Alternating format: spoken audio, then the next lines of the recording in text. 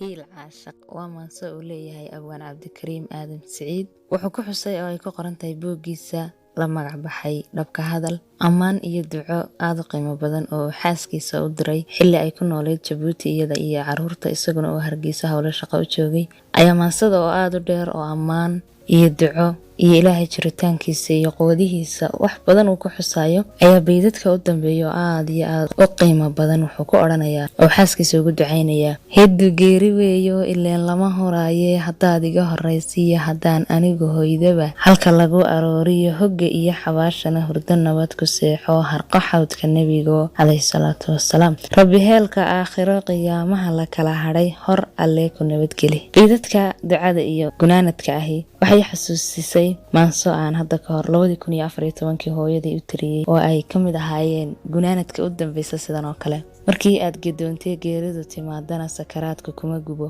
hooyo garo su'aalaha gurigaagu noqoy abid janna aad ku gama adiyo goob raaxo loo wacan